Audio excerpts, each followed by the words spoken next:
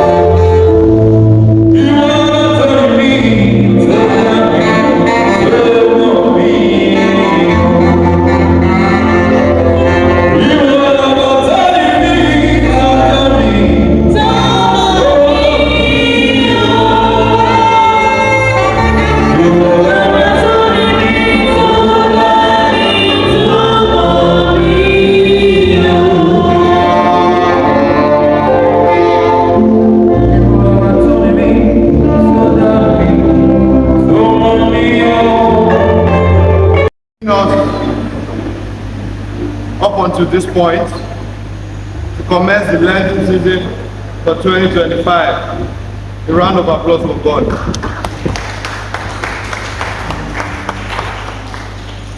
I pray that as we have started this period, this journey with Christ, it will be rewarding for our soul, rewarding for our journey with Christ, and at the end of the day, we will have eternal life in Christ Jesus. On that note, I greet you good morning. Please welcome your neighbor, welcome them to church this wonderful Sunday morning. And just say a word of prayer with them, tell them they are blessed. And wish them what you wish yourself this Lenten period.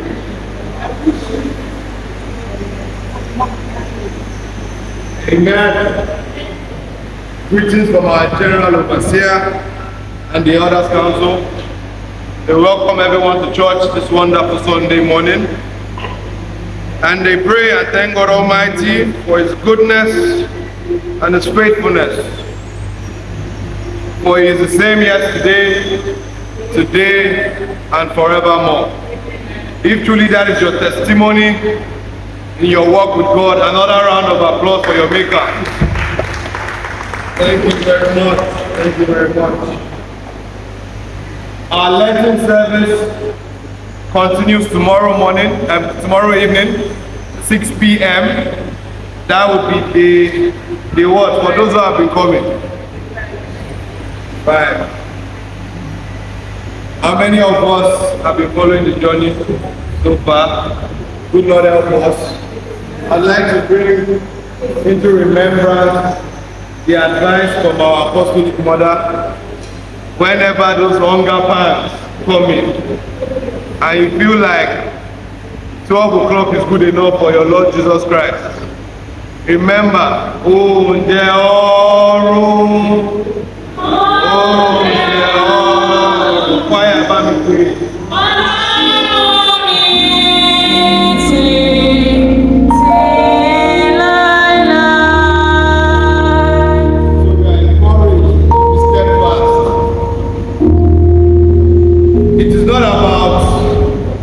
Denying yourself food, but rather consecrating yourself from worldly pleasures. It is in reverence to God Almighty, and I pray that the good Lord will accept your act of worship in Jesus' name. Yeah. So please let us continue to worship in spirit and in truth, but that is the only way to serve our God. Our church weekly activities will continue as usual. At the center of the week, we'll have our weekly Lenten service, 6 p.m. Tell a friend, tell a friend.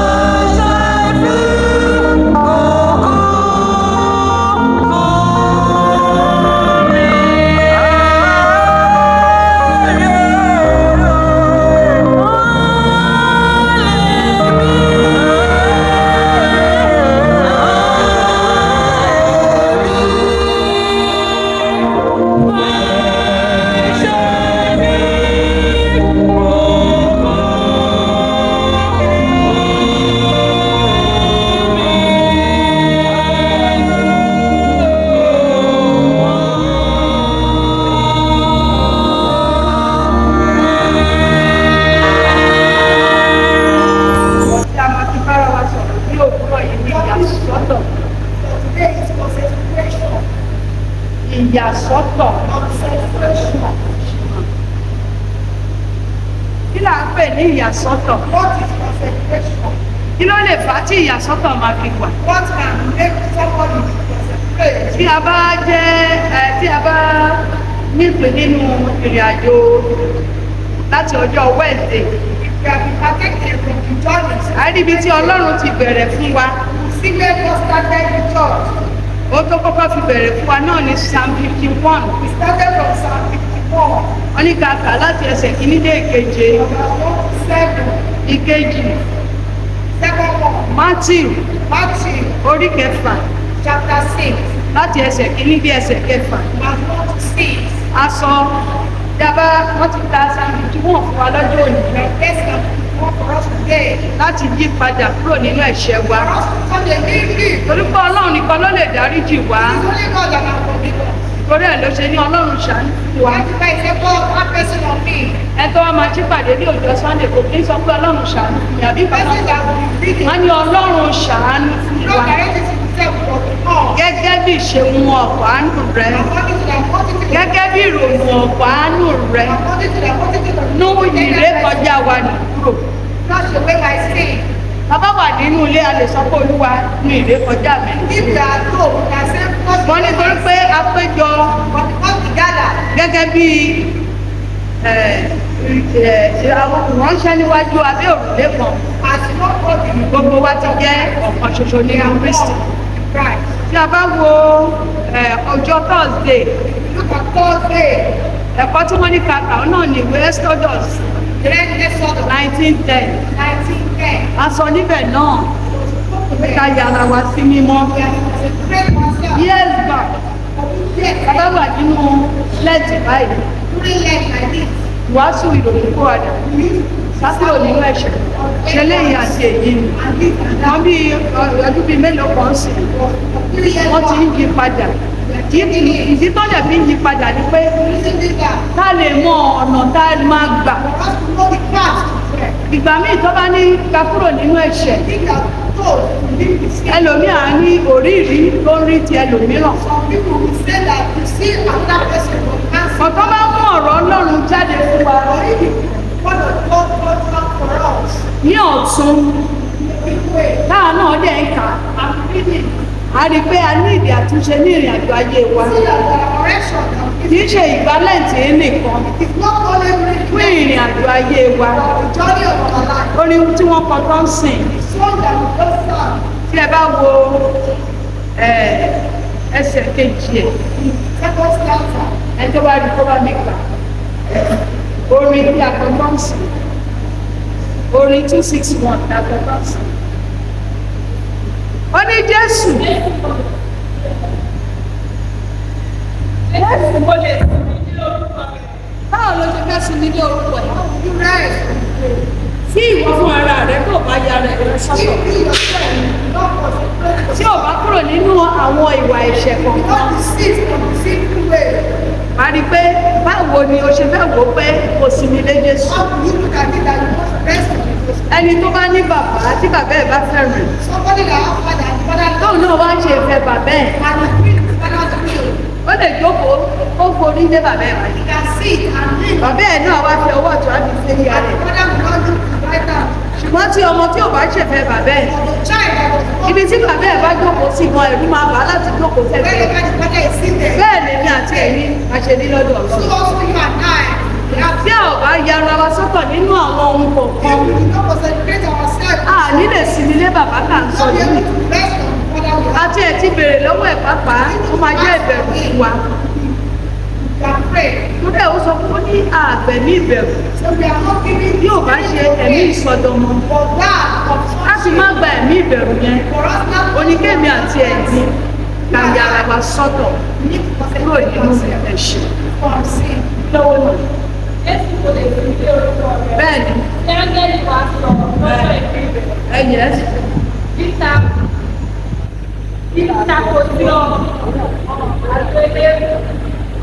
Ẹ kàwé yẹn ẹ ka Yorùbá ẹ̀ dáadáa, ẹ máa ka Yorùbá dáadáa ní ojú.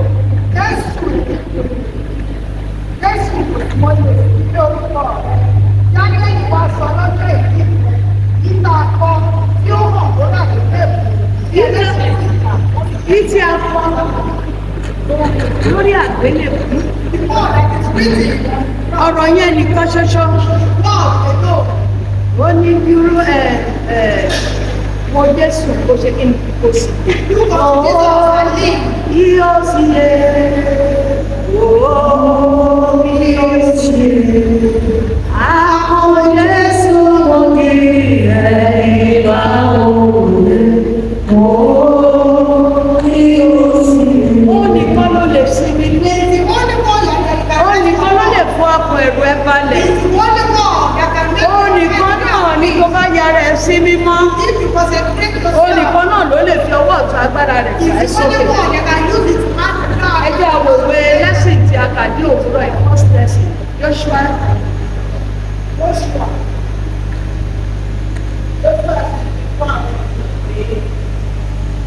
Ẹ̀yà ara yín sí mímọ́. Ẹ ṣe kí ni? Ẹ̀yà ara yín sí mímọ́. Nítorí ní ọ̀la Olúwa yóò ṣe ohun ìdánu láàrin yín. Bẹ́ẹ̀ Ó sàtì nínú àwọn àbá àgbèrè ẹgbẹ́ àpótí májẹ̀mú náà kí èsì kọjá síwájú àwọn ènìyàn. Wọ́n sì gbé àpótí májẹ̀mú náà ó sì ṣáájú àwọn ènìyàn. Olúwa sì ní kí ló wà lóde. Yóò ní ìṣe yóò bẹ̀rẹ̀ sí jẹ́ ọ̀gá lórí gbogbo ẹgbẹ́ tí mo kí ó lè mọ̀ pé gẹ́gẹ́ bí mo ti wà pẹ̀lú Mósè bẹ́ẹ̀ ni èmi yóò wà pẹ̀lú bẹ̀rẹ̀ ṣe wà. Tí a bá wo ọ̀rọ̀ yẹn dáadáa, ẹ jọ àwọn mélòó la gbé bíbélì wá sí? Ẹ kà ní ọba ìkúrò sí. Ẹ jọ tó wá ti ń ka ẹ̀bùn pàṣẹ lẹ́yìn. Ìdílé náà ló ń pa. Ẹ jẹ́ ká máa wò ó. Gbẹ́gbẹ́ bá náà máa kà. So, náà tí a bá ń ṣe léyìí, a ní pé ọ̀rọ̀ yẹn kà á máa ní àwọn ẹ̀ka kan nínú ayé wa. Iṣẹ́ tó ń kà nìkan. Ẹ tó ń kà á pàápàá wọn láti fi ọkọ̀ ẹ̀ sí nǹkan tó ń kà. Èmi tí mò ń sọ pàápàá wọn láti máa fi ọkọ̀ mi sí nǹkan tí mò ń sọ. At the end of the day, èmi náà á lè ṣe bí àwọn ti gbà ní. Tá bá ń sọ nípa Mósè, Mósè ti ṣiṣẹ́. Ó kù iṣẹ́ tèmi àti ẹ̀yin fẹ́ ṣe.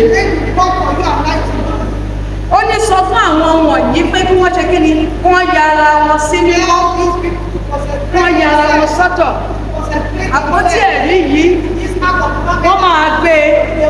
Ṣùgbọ́n ẹ̀wọ̀n Joshua lónìí ni mo fẹ́ gbé ẹ sókè. Káwọn èèyàn lè mọ̀ pé bí mo ṣe wà pẹ̀lú Mósè, òun náà ni mo wà pẹ̀lú rẹ. Ẹni pé Ọlọ́run orí òkè yìí, Ọlọ́run ìlú orí òkè yìí kò fi wá sílẹ̀. Láti ìgbà tí bàbá ní Olúwa tó ti rìnrìn àjò, ó ń jẹ́ mú agbára ìpín ẹ̀. A ti ẹ̀sọ́ níbi tí a ti ṣe ìpàdé àwọn olóyè nítorí pé a ya ara wa sí mímọ́. A jẹ́ kí ìmọ̀ wa kó jẹ́ kí ni ó ṣe ọ̀kan. Tí ìmọ̀ wo ò bá ṣe ọ̀kan, Ọlọ́run ò lè gbé níbi irúgbìn gbogbo. Kò kí ń gbé níbi irúgbìn. Inú ilé pàápàá tí ò sẹ́tù. Bí obìnrin bá wọn àdúrà gbà jù bẹ́ẹ̀ lọ, ó máa ń le díẹ̀. Bẹ́sì pé kọ́kọ́ gba àdúrà. Pé kí Ọlọ́run ó ya inú ilé yẹn sí mímọ́. Gbogbo ọkàn tó wà níbẹ̀, ó lè jẹ́ mímọ́. Tó àdúrà àti ẹ̀bẹ̀ tí ìránṣẹ́ náà bá ń gbà, ó lè ṣe kí ni? Ó lè ṣe ìtẹ́wọ́gbà. Ọlọ́run nínú àánú rẹ̀ àti ọkọ̀ àti ara wa, Olúwa sọ di mímọ́. Kí ló ti sọmọ? Exodus 19. Ẹ máa kàwé yín mà, ẹ máa ka tí ń lọ.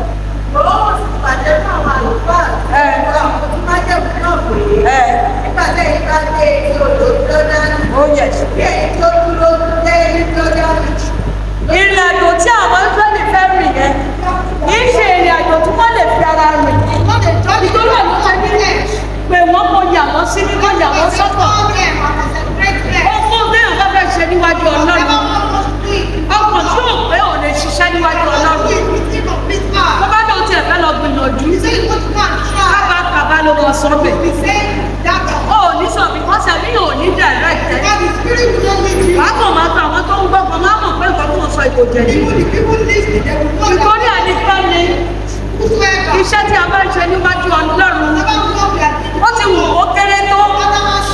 Aláti máa sí mímọ́. À ń láti pe Ọlọ́run sí ìrìn àjò yẹn. Ó lè bá wa rin ìrìn àjò náà. Tá a bá wo ìrìn àjò, mo fẹ́ ká lọ sí ilé. Lọ́sìn yìí mo fẹ́ ká lọ kà á. Mo bá fi ọkàn rẹ sípa ọgbọ́n ní gbogbo nǹkan tí o bá ń ṣe. Wàá rí pé Ọlọ́run á máa ṣe kí ni? Á máa gbé ẹ sókè. Á máa gbé ẹ sókè. Láàárín àwọn èèyàn, ìtọ́rọ̀ ló ṣe sọ fún Mósè àbí Jóṣúà. Ó ní máa gbé ọ̀gá láàárín àwọn ènìyàn. Máa wà pẹ̀lú ẹ bí mo ṣe ṣe kí ni? Bí mo ṣe wà pẹ̀lú Mósè. Ìtorí ẹ̀ àwọn ọmọ Ọlọ́run kì í ṣe pé mò ń wá sí church. Church ò gbé mi dé ìjọba ọ̀run o. Bí kò ṣe ìwà àti ìṣe mi. Báwo ni mo ṣe rí níwájú Ọlọ́run? Ṣé ọkàn mi pé níwájú Ọlọ́run? Ṣé mò ń ṣe ìfẹ́ Ọlọ́run? Tí bá tilẹ̀ kúrò ní church, ìwà wo ni mò ń hù nínú ilé? Ìwà wo ni mò ń hù ní àdúgbò? Ìwà wo ni mò ń hù níbi iṣẹ́ mi? Gbogbo eléyìí ló yẹ ká máa rò nínú ọkàn wa. À ń sọ̀rọ̀ Joshua, à ń sọ̀rọ̀ Mósè, à ń sọ̀rọ̀ David, à ń sọ̀rọ̀ àwọn wòlíì tó ti kọjá lọ. Kí ni ìwà tèmi? Kí ni iṣẹ́ tèmi? Báwo ni mo ṣe ń fi ara mi sọ́tọ̀ sí nínú ìfẹ́kùfẹ́ ayé yìí? Exodus 19. Bí o ṣe ṣe ta sí àwọn ọmọ ìṣẹ́lẹ̀ Exodus 19 ọtí kílẹ̀ ẹ̀ka. Exodus 19:10. Olúwa sì kí fún Mósè pé tó àwọn ènìyàn lọ kí o sì àwọn sí mímọ́. Ó ní ṣẹ́túrì kan tó sọ́mẹ̀ tó àwọn ènìyàn lọ. Ó ṣe kí ni? Ó yà wọ́n sí mímọ́. Ọmọ nǹkan kan ní mímọ́ mímọ́ lọ́lọ́run wa o. Mímọ́ ó yẹ kí àwa máa ti jẹ́ mímọ́. Mímọ́ mímọ́ lọ́lọ́run wa o. Ó ní tó àwọn èèyàn yìí lọ.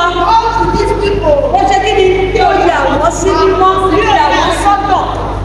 Ẹ kàwé mà. Ní òní àti ní ọ̀la. Lónìí àti lọ́la Kí o kí o sì fọ aṣọ wọn. wò ó láti ìgbà tí a ti bẹ̀rẹ̀ lẹ́ẹ̀sì. Since when the year has started, Ó yẹ kí èmi àti ẹ̀yin ká ti ṣe kí ni? Ayára wa sí mímọ́. consecrate ourselves Títí parí ìrìn àjò to yìí. the end of the journey. Mo bá rí oore ọ̀fẹ́ gbà. If you are giving the Ìwọ kọ̀ntínú láti yára rẹ sí mímọ́. continue to consecrate Ó yourself. wò ó wípé Until now, o kì í ṣàlejò níwá o. we are sojourner. Torí àwọn kan wọ́n bá ní èèyàn jápa. Some people they say Wọ́n lè jápa ṣùgbọ́n ìfẹ́ wọn ṣì wà ní orílẹ̀-èdè tá a ti bí wọn. they dey travel out. Wọ́n ní wọ́n ní àwọn ti gbàgbà. Àwọn fẹ́ ṣe kí ni? Àwọn fẹ́ lọ sílé. Come back home. Ṣùgbọ́n ilé ní other side of ilé tà ń sọ yìí. The other side of the home, Ó wà nínú Olúwa kò ní ọmọdé kú àgbà kú o. Alẹ́ lọ́jà ọ̀nà lélẹ̀ wa. Bó bá ń hu ìwà kí ìwà kan, we are doing any bad rántí wípé remember àlejò ni wá. we are a sojourner. A kàn wá ṣe ìgbà díẹ̀ ni. We are here for a Ẹ jẹ́ kí àwa fúnra wa nínú ọkàn wa. let us in our heart. Ìwà tí mò ń hù yìí, This is my character. ìdóhùn mo jẹ́ ọ̀dọ̀ Ọlọ́run. Is it good for God? Wáyé tí Ọlọ́run fi sọ fún Joshua pàápàá pé kó yà wọ́n sí Why mímọ́. did God tell Because nǹkan tí wọ́n fẹ́ ṣe yẹn, eléèrí ò lè wọ bẹ̀. somebody is building Ẹni tí ọwọ́ ọ̀mọ́ kò lè wọ bẹ̀. somebody is building A máa kà nínú Psalm 24. Ó ní ọwọ́ mímọ́ àti àyà He funfun. has me out. Ó ní ẹtí ò gbé ọkọ rẹ̀ sókè sí asọ́. He has not lived Tí kò sì búra kí ni tí ò búra ẹ̀tọ́. Tó bá tún wá lọ sí inú ìwé Psalm 15. Ẹ bá wo Psalm 15. Ó tún wo nǹkan tí Ọlọ́run tó bẹ̀rẹ̀ lọ́wọ́ èmi àti ẹ̀yin. 15 that is 1. Olúwa ta ni ó máa ṣe àtúntò? Ẹ kàwé. Olúwa ta ni yóò máa ṣe àtúntò nínú Ó ní Olúwa ta ni ó máa ṣe àtìpó? àkókò ìtumọ̀? Ta ló fẹ́ wà nínú ilé mímọ́ rẹ̀? Àwọn wo ló jẹ?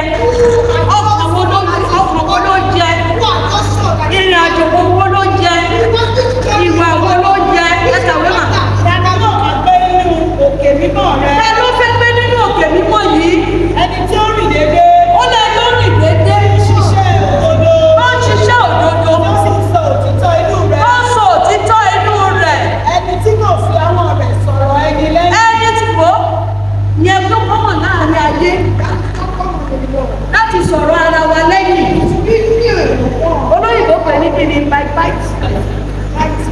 wọ́n bá ìtì ẹ̀ wọ́n aṣọ fún àwọn eku kéékèèké láyé ìjọ yẹn ní ilé abúlé àwọn eku yẹn tó bá ti lè ṣe mistake kò jẹ kankan tó lọ ta sí ẹ ní ẹsẹ̀ tó mọ̀ alọ́ba jẹ́ ní ẹ̀jẹ̀ tó mọ̀ kó ò ní mọ̀ ọtí tó bá fẹ́ wọ̀ ẹ̀ lọ́kẹ̀ẹ́sì tó bá tẹ̀ wá ó fẹ́ eku ló ti ẹsẹ̀. Ó ní àwọn tí ò fi ẹni wọn máa sọ̀rọ̀ ènìyàn lẹ́yìn ẹ kàwé mà. Ẹni tí kò fi àwọn ọmọ sọ̀rọ̀ ènìyàn lẹ́yìn, tí kò sì ṣe ibi sí ẹnì kejì rẹ̀. Náà ṣe ibi sí ẹnì kejì ẹ̀ náà wo bí iṣẹ́ ẹnì kejì ẹ̀ ṣe fẹ́ dàrú. Náà wo pé àtijọ́ Ọlọ́run jẹ́ ìwò ká. Àwọ̀ àwọn ọ̀rẹ́ méjì wọ́n ti gbòòtì jẹ́ tú wọn ká. Ẹ kàwé mà. Tí kò sì ṣe ibi sí ẹnì kejì rẹ̀. Bẹ́ẹ̀ ni mà. Tí kò sì gba ọ̀rọ̀ ẹ̀gbọ́n sí ẹnì kejì rẹ̀. Má gba ọ̀rọ̀ ẹ̀gbọ́n kọjú Ọlọ́run ìyàsọ́tọ̀. Yára ẹ̀sọ́tọ̀ nínú gbogbo nǹkan wọ̀nyí.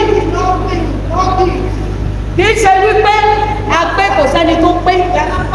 Ṣùgbọ́n tó bá lọ nínú ọ̀rọ̀ Ọlọ́run. Torí ọ̀rọ̀ yẹn ló máa kọ́ ẹ o. Ọ̀rọ̀ yẹn ló máa jẹ́ kí ni? Ó máa kọ́ ẹ. Ó ló máa kọ́ ẹ. Ẹlòmíì nínú ilé. Ọ̀rọ̀ ọkọ ẹ̀ pàápàá tó bá dé àárín àwọn ọ̀rẹ́ ẹ̀. Tó bá ń wọ̀ ọ̀ṣọ́ ọkọ ẹ̀ látòkè délẹ̀ báyìí. Ọkọ yẹn dẹ̀ ló padà lọ bá nílé o. Òun náà ló ti máa sanwó sùkú ọmọ ẹ̀ o. Òun náà ló ti máa bèrè nǹkan lọ́wọ́ ẹ̀ o. Bẹ́ẹ̀ tó ti fi ẹnu ẹ, ó ti fi pá lọ́dọ̀ rẹ̀. Ẹ kàwé mà. Nítorí ẹni tí ènìyàn di gígàn. Ìwọ náà kọ ènìyàn. Don't look down on anybody. Ọlọ́run ló dé èmi àti ẹ̀yin. Àtẹ tó ga àtẹ tó kúrú. Àti ọlọ́lá àti tálíkà. Ọlọ́run ló ṣe kí ni? Olódà wa. Torí òpin ìrìn àjò ẹ jẹ́ ká máa fi ọkàn wa sí ipa ọgbọ́n. Òpin ìrìn àjò àwọn ènìyàn. Tó bá dé sẹ́mítírì. Tó bá dé ìkòní ikọ̀ ẹ̀. Tó bá dé àwọn tó wà lágége. Ó ní òpin ìrìn àjò ẹ̀dá. Àwọn tó wà ń bẹ̀ olówó wà ń bẹ̀ o. Gómìnà wà ń bẹ̀, pírẹ́sídẹ̀ntì wà ń bẹ̀. Bílọ́níà wà ń bẹ̀, bílọ́níà wà ń bẹ̀. Bẹ́ẹ̀ ni àti ẹ̀yin. A ti fún wa ní orí ọ̀fẹ́ ni. Ọlọ́run ní ká yọrọ wa sọ́tọ̀. Ká jẹ́ mímọ́. Bí a bá ṣe rí ire gbà láyé yìí, a lè rí gbà ní ìlú ìbílẹ̀ wa. Ẹ kàwé mà. A máa bu ọlá fún àwọn tí ó bẹ̀rù Olúwa. Máa bu ọlá fún àwọn tó bẹ̀rù Olúwa. Bàbá sọ nípa Joshua. Joshua bẹ̀rù Mósè. Kì í ṣe nítorí nǹkan kan. Òun kò mọ̀ kọ́nà ń pilẹ̀ wù láti jẹ́ agbábẹ̀rù Mósè. Kò sọ pé báwo ni ti Mósè ṣe jẹ́. Ó wo gbogbo nǹkan tí Mósè ṣe. Ó àgbọ́jẹ̀ tí Ọlọ́run ṣe ń bá sọ̀rọ̀. Kì í ṣe pé Ọlọ́run bá sọ̀rọ̀ tó wù pé báwo lọ́lọ́run ṣe fi ìwọ nìkan lọ́lọ́run bá sọ̀rọ̀. Báwo ni tiẹ̀ ṣe jẹ́? Báwo ni ìrìn àjò ẹ̀ ṣe jẹ́? Kó wá pé èèyàn méjì bíi ti Àbùráhámù àti àwọn tó ti tẹ̀ sí Mósè tí ilẹ̀ lanu tó gbé mì. Kò mọ̀ pé Ọlọ́run ó pilẹ̀ wúlẹ̀ láti gba iṣẹ́ lọ́wọ́ Mósè. Kò fi ẹnu ẹ̀ bọ̀, kò fi ṣábẹ́ ẹ̀ o. Mósè náà fi ẹnu ẹ̀ bọ̀, kò fi ṣábẹ́ ẹ̀ o. Ṣùgbọ́n Ọlọ́run sọ pé torí ọ̀pá yẹn tó wà lọ́wọ́ ẹ̀ tó máa lọ. Nítorí pé ilẹ̀ tí mo ti ṣèlérí yẹn Mósè ò ní débẹ̀ o. Ẹni tó máa kó wọn débẹ̀ rẹ̀. Ṣé mọ̀ pé tó bá ti gbẹ ẹnu ẹ̀gbọ́n yẹn, Ọlọ́run á wọ ẹlòmíì tó máa lò fún iṣẹ́. Ẹ jẹ́ ká lè yàrá wa sọ́dọ̀. Yálà nínú ilé wa ni, níbi iṣẹ́ wa ni, nínú ìjọ ni. Ó jẹ́ pé ká yàrá wa sọ́dọ̀ pé bàbá kì ara wa nínú ìwà tí wọ́n ń kà yìí. Bàbá délé, ẹ jẹ́ ká lọ ka sanfífì yẹn dáadáa. Má tọ ọ̀rọ̀ ẹ̀gbọ́n sí ẹnikẹ́ni. Ó fẹ́ gba àdúrà ní àsìkò àánú yìí. Ó fẹ́ kí àdúrà rẹ kó ṣèjẹ́wọ́ gbà. Ya ọkàn rẹ sí mímọ́. Ya ara rẹ sí mímọ́. Ya ọ̀rọ̀ ẹnu rẹ sí mímọ́. Ojú ẹ̀yà sí mímọ́. Etí tó fẹ́ gbọ́ kàkà ṣe kí ni yà á sí mímọ́. Kó má bàa ṣì gbọ́. Kó má bàa ṣì rí. Kó má bàa ṣì sọ. Kó má bàa ṣì rìn. Ya ara rẹ sí mímọ́. Ẹ kàwé mà. ṣùgbọ́n ní àgbo lásán àwọn tó bẹ̀rù olúwa. Ó yẹ. Ẹni tí ó múra sí ibi ara rẹ̀. Wọ́n ní wọ́n ṣàbọ̀. Tí kò sì yí padà. Ó ní ti Jésù mú. Bẹ́ẹ̀ lálẹ́ ní ọgbà ojú kò lè tì ọ́.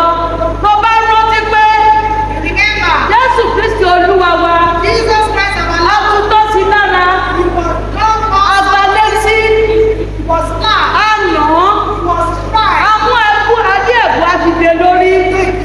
Láti torí ẹ̀ bínú sí ẹnikẹ́ni o. And yet, Ní òní ọ̀fẹ́, ẹ̀mí tí ń faradà spirit to endure. kí ọjọ́ tí Olúwa bá wí pé máa. Today, Ẹ kàwé mà.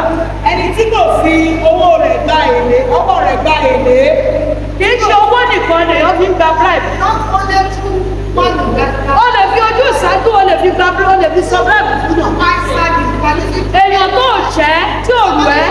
not offend you. Imagine, you will just imagine. Ṣé wàá kí gbogbo wa tó Wàá dẹ̀ kó gbogbo ẹ̀ pọ̀. and you gather Fún ara ẹ̀ wàá dẹ̀ sọ ọ́ di odidi. and you make it Wàá dẹ̀ lọ fi ba tèèyàn jẹ́. and man, Bribe ni o. it's a bribe. Bribe ni o. It's a bribe. Tó bá ń ṣe é tẹ́lẹ̀, You can be doing má that. ṣe é mọ́. Stop doing that. Yára ẹ̀ sí mímọ́. Tó bá wò ó pé You look at it mo now. fẹ́ kà tí ẹ ní, I want mo fẹ́ kó láìkì mi. not like me. Kí wá mú àti tó sì. And now get at it. Ṣé ẹ̀ ṣàkíyèsí àti tó sì You nìyí? don't notice at Ẹ̀rí bó ṣe wò yín látòkè tẹ́lẹ̀. Ẹni tí ò ṣàkíyèsí ẹnikẹ́ni, mo mú kó lọ ṣàkíyèsí ẹ̀. Ẹni pé mo ti gba búrẹ́bù. Àwọn búrẹ́bù kan wà. Iná lè dènà àdúrà wa. Ní àsìkò ìyàsí mímọ́ yìí, ní àsìkò ìyàsọ́tọ̀ yìí, ẹ jẹ́ kí èmi àti ẹ̀yin, ẹ jẹ́ ká sá fún un. Ẹ kàwé mà. Ẹni tí kò fi ọwọ́ rẹ̀ gba èlé, owó rẹ̀ gba èlé, tí kò sì gba owó ẹ̀bẹ̀ sí aláìṣẹ̀, ẹni tí ó bá ṣe nǹkan wọ̀nyí yóò yẹ̀ ṣe láéláé. Ohun ìkan gbogbo pátá àkàyé tó bá ṣe é. Ó nìkan olóyè ní ẹni mímọ́. Joshua náà kà lóyè. Joshua 19:10. Joshua 19. Ẹ tó bá ti ń ka àpẹjọ ẹ má máa jẹ́ ká. Joshua àbí Exodus 19:10. Olúwa sì ní fún Mósè pé sọ àwọn ènìyàn yìí lọ kí o ti yà sí mímọ́ ní òní Exodus.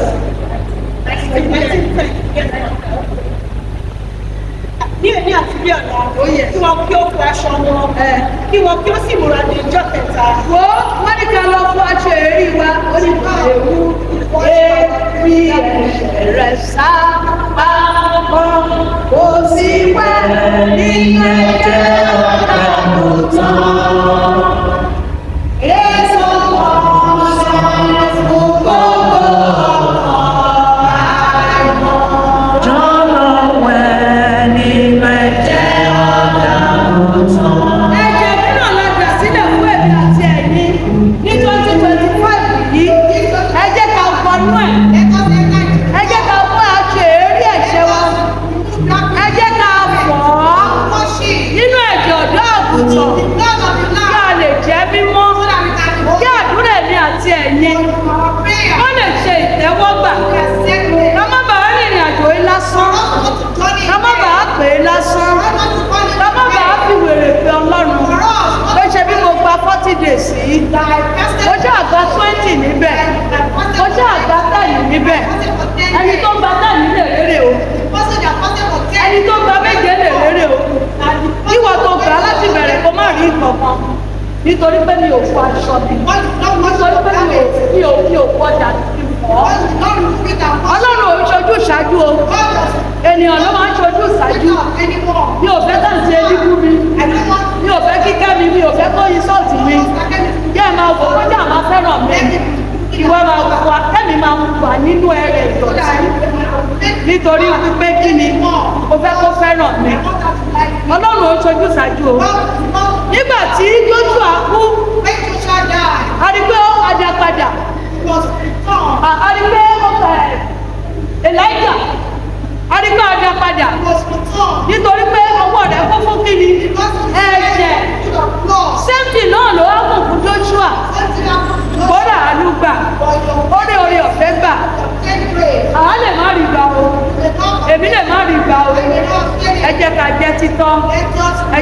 jẹ́ mímọ́ ẹ jẹ́ ká fọ aṣọ wa gbogbo aṣọ èérí ní ìwà kẹ́mi ní ìwà tí gbogbo ọkàn yìí tó ní ẹ jẹ́ ká fọ dànù ẹ jẹ́ ká fọ́ alẹ́ tí wọ́n ní dànù ọba ọba kí ló wí mà. Nítorí ní ọjọ́ kẹta Olúwa yóò sọ̀kalẹ̀ sórí òkè Sínáì. Wọ́n Ọlọ́run sọ̀kalẹ̀ sáàárín wa. Ó lè gbọ́ tèmi, ó lè gbọ́ tiẹ̀, kí gbogbo èyí tó sọ fún wa, ó lè wá sí ìmúṣẹ. Ó nítorí pé òun lè wá sáàárín wa, ó lè sọ̀kalẹ̀ sáàárín wa, ó lè sọ̀kalẹ̀ sínú àdúrà wa. Ẹ jẹ́ ká jẹ́ mímọ́, ẹ jẹ́ ká jẹ́ pípé. Kí ló wí mà? Second lesson, kí ló wí mà? Kí ló wí mà? Olúwa yóò sọ̀kalẹ̀ sórí òkè Sínáì bẹ́ẹ̀ ní ojú àwọn ènìyàn gbogbo. Ìwọ kí ó sì ṣàgbára fún àwọn ènìyàn. Ó yẹ. Nípa pé ẹ máa kíyèsí ara yín. Ó ní ká kíyèsí ara wa. Kí ẹ má ṣe gun orí òkè, kí ẹ má ṣe gun orí òkè lọ. Kí ẹ má ṣe ṣiṣẹ́ fọwọ́ bà. Kí ẹ má ṣe. Ayé àwọn tó Kí ẹ má ṣiṣẹ́ fọwọ́ bà àti rẹ̀. Ẹnikẹ́ni tí ó bá fọwọ́ kan òkè náà pípa nítòótọ́.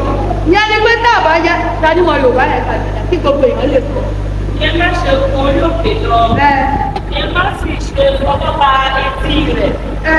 Ẹnikẹ́ni tí ó bá fọwọ́ kan òkè náà pípa ní nítòótọ́. Wo ká jẹ́ mímọ́. Má rí ibi Bible study wa ni. Má wù wá other side of God. Other side of God méjì ni. Fún rere àti fún punishment. Lórúkọ Jésù.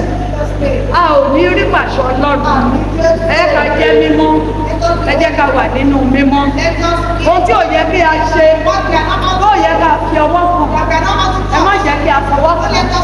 Inú ò sọ nípa ọwọ́ yìí, nípa èrò ọkàn, nípa ìwà, nípa ìṣe wa. Ìjọ ò ní jẹ́ kí àdúrà kó ṣe jẹ́ ọgbà. Ẹ má jẹ́ ká débẹ̀ rárá. Kí ni second lesson sọ fún wa mọ̀? Ìjà àwa ó àti rí lọ́ọ̀wá kí ó àti jókòó nínú ẹ̀ṣẹ̀ kí orí ọ̀fẹ́ kó lè máa pọ̀ sí i. Ìjẹ́jìrì pé àwọn Ọlọ́run ètùtù ní èmi àti ẹ̀yin á lè wà nínú ẹ̀ṣẹ̀ síbẹ̀síbẹ̀. Àwa ní kí orí ọ̀fẹ́ máa pọ̀ sí, ó ní ká má ṣe bí ká má rìn. Ẹ jẹ́ ká kúrò nínú ẹ̀ṣẹ̀. Ẹ kàwé mà. Kí a má rí àwọn ẹni tó ti kú sí ẹ̀ṣẹ̀ àwọn ò wá ṣe wà láyé nínú rẹ̀ mọ́. Ká bá ti wò ó pé wò ó mi ò fẹ́ dẹ́ṣẹ̀ mọ́. Wọ́n sọ fún wa ní òdúrà. Ẹran ara ló jẹ́ ká dẹ́ṣẹ̀. Torí aláti ní discipline. Ẹ̀ṣẹ̀ máa wá o, èrò burúkú máa wá o. Òtí lẹ́sẹ̀kẹsẹ̀ jẹ́ kí ẹ̀mí Ọlọ́run jẹ́ kó bẹ́ẹ̀ ká tẹ̀. Tó bá ti rí bẹ́ẹ̀, wọ́n fún ara ẹ̀ wàá rí ìtọ́ni ẹ̀mí mọ́ Ọlọ́run. Ṣùgbọ́n tó bá jókòó nínú ẹ̀ṣẹ̀ yẹn, nǹkan tó ní kí n má ṣe tí mò ń ṣe síbẹ̀. Nǹkan tó ní kí n má jẹ tí mò ń jẹ síbẹ̀. Ìwà tó ní kí n má hù tí mi ò ń hù síbẹ̀. Ìyẹn ni pé mo ṣì wà nínú ẹ̀ṣẹ̀ síbẹ̀. Ògbólógbòó ọkùnrin yẹn ni ò tí ì bọ́lẹ̀. Mo ṣe ń mọ̀kò nínú ẹ̀ṣẹ̀. Ó ní orí ọ̀fẹ́ òde tí sí o.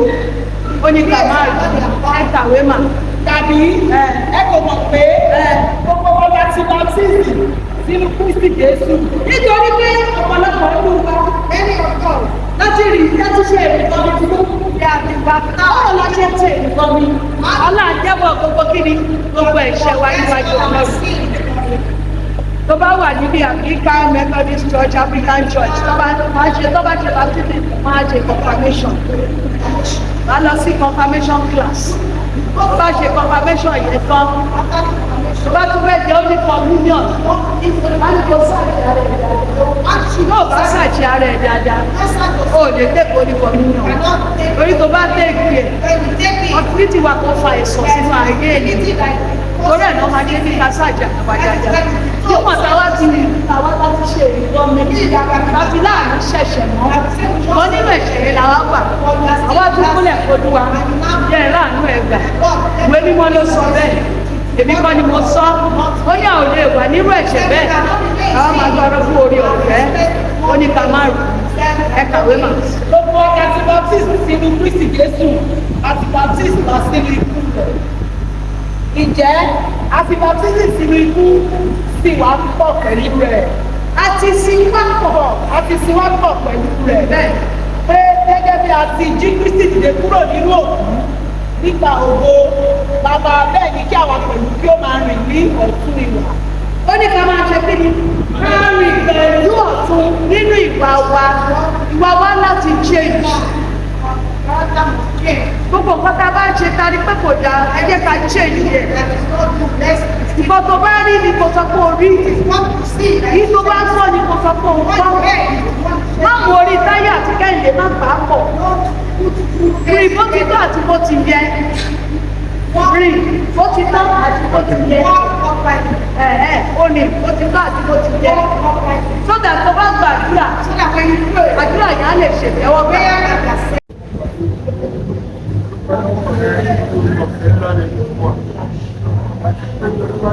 Ìbànújẹ́ ó bẹ nínú ọ̀sẹ̀ náà gbogbo àwọn